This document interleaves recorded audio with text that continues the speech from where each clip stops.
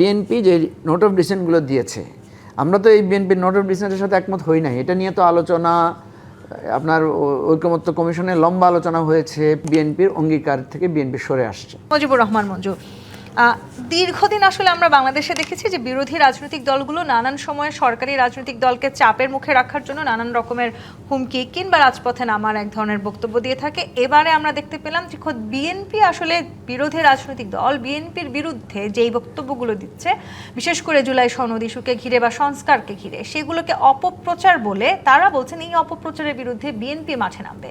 সরকারি দল এবং বিরোধী দল দুটো রাজনৈতিক দলই যদি এই অপপ্রচারকে ঘিরে মাঠে থাকে, রাজনৈতিক অঙ্গন আসলে আরো কতখানি উত্তপ্ত হতে যাচ্ছে সামনে? ধন্যবাদ আপনাকে। এখানে রতন ভাই আছেন, প্রিন্স ভাই আছেন, দর্শকরাও শুনছেন। উত্তেজনা তো আজকে আপনি তৈরি করে ফেললেন অলরেডি। আপনার ইন্ট্রোটা খুব সুন্দর হয়েছে যে সরকারি দল বিরোধী দল রাজপথে চলে যাচ্ছে উভয়ে। তাহলে বুঝতে পারছি যে পার্লামেন্টের সমাধান হচ্ছে না। পার্লামেন্টের সমাধানের জন্য দুই দলের দুইটা পজিশন, দুই পক্ষের। একটা হচ্ছে সংবিধান সংস্কার পরিষদ, যেটা আপনি বললেন, যেটা আমাদের জুলাই সনদে এবং সবচেয়ে বড় কথা হচ্ছে গণভোটে যেটা রায় এসেছে।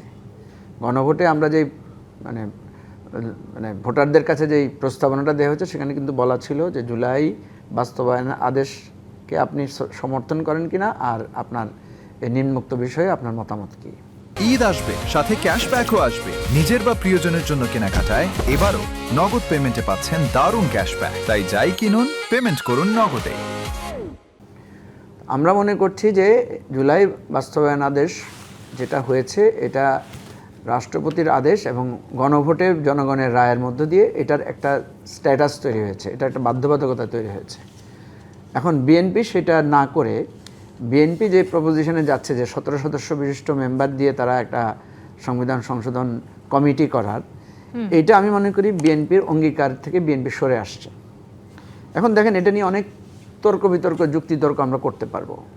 বিরোধী দলের পক্ষ থেকে যেটা বলা হয়েছে যে এই কমিটির মাধ্যমে বিএনপি আসলে তার যে সেই যে নোট অফ ডিসেন্ট দিয়েছে, নোট অফ ডিসেন্ট সহ ইস্যুগুলোকে সে আসলে পাশ করাবে। কারণ তার তো পার্লামেন্টে তো তার এমনিতেই সংখ্যাগরিষ্ঠতা আছে। তো সংবিধান সংস্কার পরিষদ যদি হতো, সেখানেও তো বিএনপির সংখ্যাগরিষ্ঠতা আছে। সুতরাং বিএনপি এটা করতে দিল না কেন?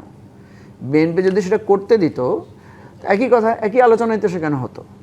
এখন দেখেন, বিএনপি যে নোট অফ ডিসেন্টগুলো দিয়েছে, আমরা তো এই বিএনপির নোট অফ ডিসেন্টের সাথে একমত হই নাই। এটা নিয়ে তো আলোচনা, আপনার ঐকমত্য কমিশনে লম্বা আলোচনা হয়েছে, পাবলিকলিও আমরা আলোচনা করলাম এবং যার ভিত্তিতে আমরা গণভোটে গেলাম। বিএনপির এই নোট অফ ডিসেন্ট কী কী বিষয়ে দেখেন, আমরা যখন দেখছি যে একটা সরকার কী কী কারণে একদলীয় সরকারে হয়ে যায়, কয়েকটা ইস্যু আছে। প্রথম হচ্ছে যে, যেমন ধরেন তত্ত্বাবধায়ক সরকার পদ্ধতি। তত্ত্বাবধায়ক সরকার পদ্ধতিটাকে প্রেজেন্ট গভর্নমেন্ট সবসময় ভয় পায়। সে মনে করে যে তার নিয়ন্ত্রণেই নির্বাচন হতে হবে।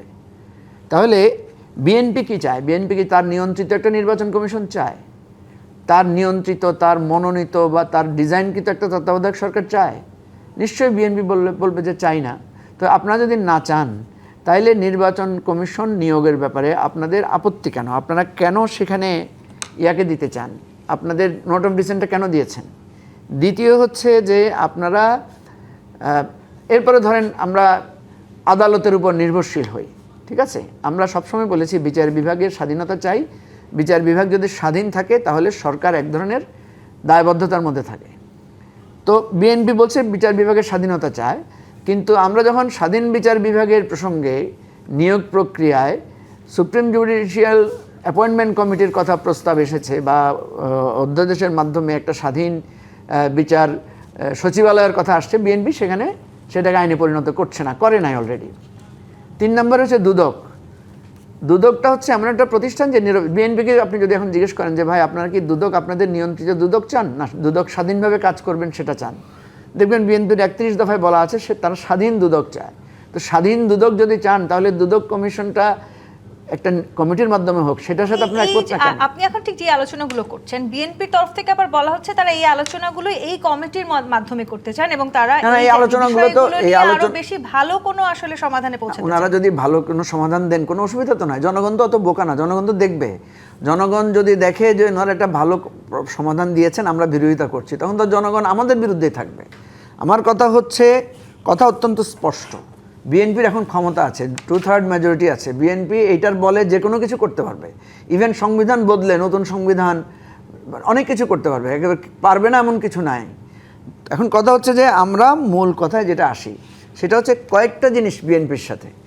একটা হলো এই যে একটা দ্বিকক্ষ বিশিষ্ট পার্লামেন্ট করা হয়েছে, কেন করা হয়েছে, আরেকটা পার্লামেন্টের আমাদের দরকার কেন? এই জন্য বলা হয়েছে যাতে আমাদের অধস্থন বা আমাদের নিম্নকক্ষ যেটা থাকবে সেখানে যাতে ইচ্ছামতো আইন সংশোধন করতে না পারে, তার একটা আপার বডি থাকবে। তো আপার বডিটাও যদি আপনি আপনার মতো করে করতে চান তাহলে তো সেটা কার্যকর হবে না। দেখেন বিএনপি এখানেও নোট অফ ডিসেন্ট দিয়েছে দুদকের ব্যাপারে, পিএসসির ব্যাপারে। এই যে আজকে যে পুলিশ নিয়ে সমস্যা হচ্ছে, পুলিশ কমিশন, পিএসসি, এগুলো তো নিয়োগের ব্যাপারে আমরা বলেছি এটা কি বিএনপি কি চায় যে তার পছন্দসই পিএসসি? বিএনপি কি চায় পুলিশ তার দলীয় বাহিনীতে পরিণত হোক? তাহলে বিএনপি তো চায় না, বিএনপি তো এগুলো বলেছে আমরা করব কিন্তু না। আপনারা আসলে যে বক্তব্যগুলো দিচ্ছেন এই সমস্ত বক্তব্যকে বিএনপি এক শব্দে অপপ্রচার বলেছে, সেই আলোচনায় আমি আসবো।